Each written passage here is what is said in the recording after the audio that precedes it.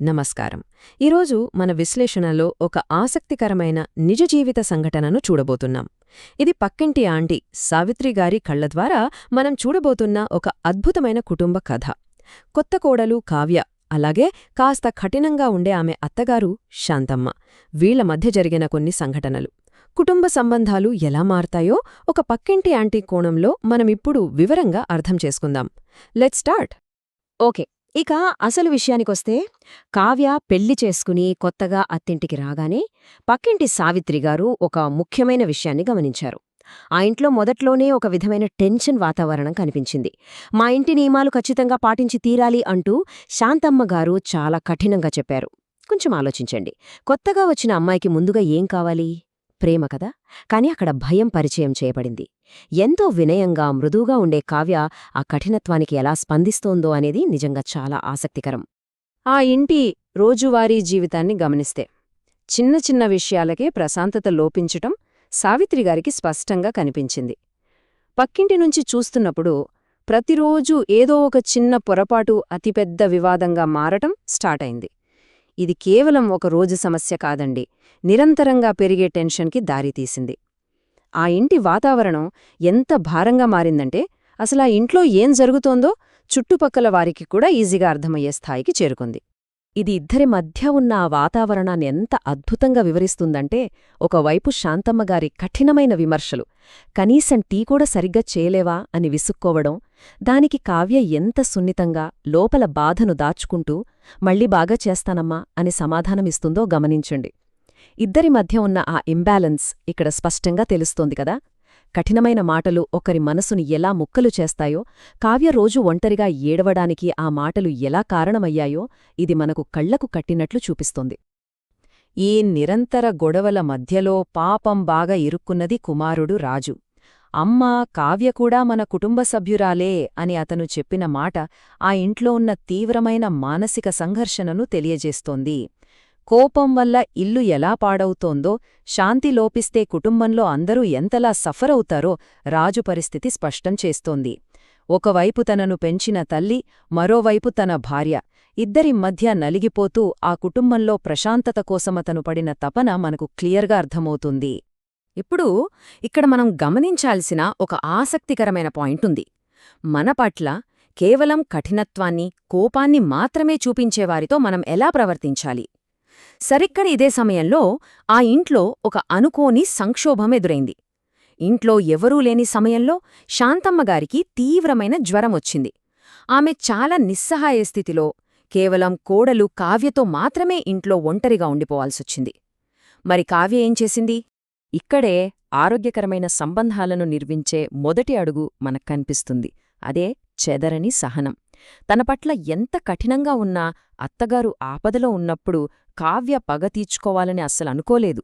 ఆ సమయంలో సావిత్రిగారు కూడా ఆశ్చర్యపోయిన విషయమేమిటంటే, కావ్య చూపించిన అద్భుతమైన సహనం.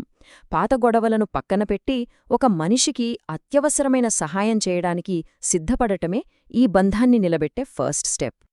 ఆ సమయంలో కావ్య 3 చిన్న కాని అత్యంత పవర్ఫుల్ యాక్షన్స్ తీసుకుంది. 1. సమయానికి మందులివ్వడం. 2. ఓపికగా భోజనం పెట్టడం. 3. అత్తగారి కోసం రాత్రంతా నిద్రపోకుండా మెలకువగా ఉండి సేవ చేయడం. పాత గొడవలను దూరం చేసి బంధాలను నయం చేయడానికి ఇలాంటి ప్రాక్టికల్ కేర్ ఎంత అవసరమో ఈ చిన్న చిన్న పనులు నిరూపిస్తున్నాయి. కేవలం మాటల కంటే సరైన సమయంలో చేసే చేతలు ఎంత బలంగా పనిచేస్తాయో చెప్పడానికి ఇదొక బెస్ట్ ఎగ్జాంపుల్. ఈ అద్భుతమైన సంభాషణ ఈ మొత్తం స్టోరీకే ప్రాణంలాంటిది. నన్నెందుకు ఇంత చూసుకుంటున్నావు అని శాంతమ్మగారు ఆశ్చర్యంతో అడిగినప్పుడు, మీరు నా అమ్మలాంటివారు అమ్మా అని కావ్య ఇచ్చిన సమాధానం ద్వేషానికి అసలైన యాంటీడోట్లా పనిచేసింది. నిజమైన దయ, ఆ నిస్వార్థమైన సేవ ఎటువంటి కఠిన హృదయాన్నైనా ఎలా ఇట్టే కరిగించగలదో ఈ మాటలు స్పష్టం చేస్తున్నాయి. ఇది కేవలం ఒక సమాధానం కాదండి, విరిగిపోయిన బంధాన్ని తిరిగి అతికించే ఒక అద్భుతమైన మెడిసిన్. దీని తర్వాత మనం గమనించాల్సిన ఇంకో అడుగు చాలా అద్భుతమైనది. అదే అంతర్గత భావోద్వేగ మార్పు.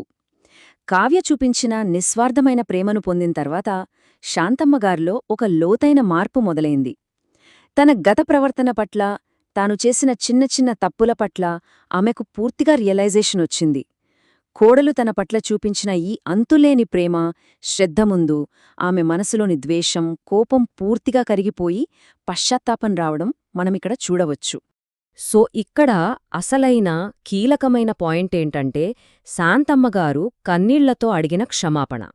కావ్య, నన్ను క్షమించమ్మా అని అత్తగారన్నప్పుడు, అమ్మా మీరిలా చెప్పడం చాలు అంటూ కావ్య దాన్ని ఎంతో హృదయపూర్వకంగా స్వీకరించింది.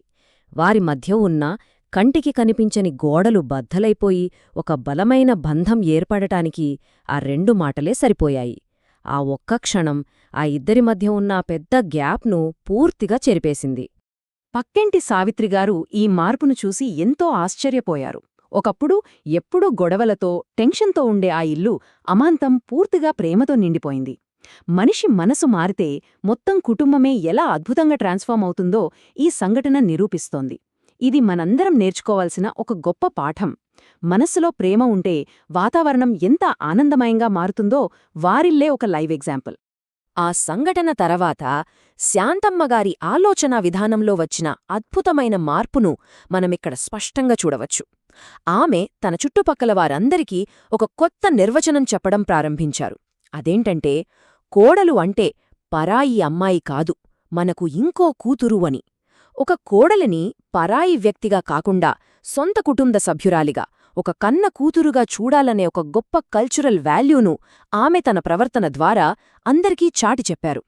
సరే, ఇప్పుడిదంతా ఎలా బిల్డ్ అయిందో ఒక్కసారి చూద్దాం. ఈ మొత్తం స్టోరీ నుండి మనం నేర్చుకోవాల్సిన కోర్ వాల్యూస్ ఇవే.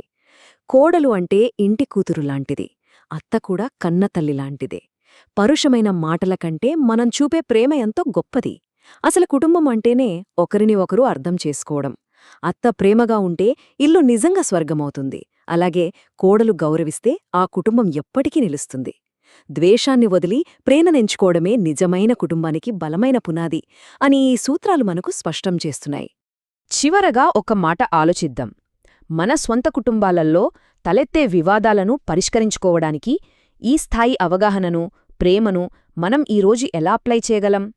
కావ్య చూపించిన సహనం, శాంతమ్మగారిలో వచ్చిన మార్పు, ఇవి కేవలం ఒకరి స్టోరీ కాదు, అది ప్రాక్టికల్గా మనం ఫాలో అవ్వాల్సిన ఒక గైడ్. మన రిలేషన్స్లో కూడా ఇలాంటి ఆచరణాత్మకమైన శ్రద్ధ ద్వారా ఎటువంటి కఠినమైన పరిస్థితులనైనా సంతోషంగా మార్చవచ్చని మనం ఈజీగా అర్థం చేసుకోవచ్చు. కాబట్టి ఈరోజు మీ కుటుంబంలో కూడా ఆ ప్రేమను, ప్రశాంతతను ఎలా పెంచవచ్చో ఒక్కసారి ఆలోచించండి.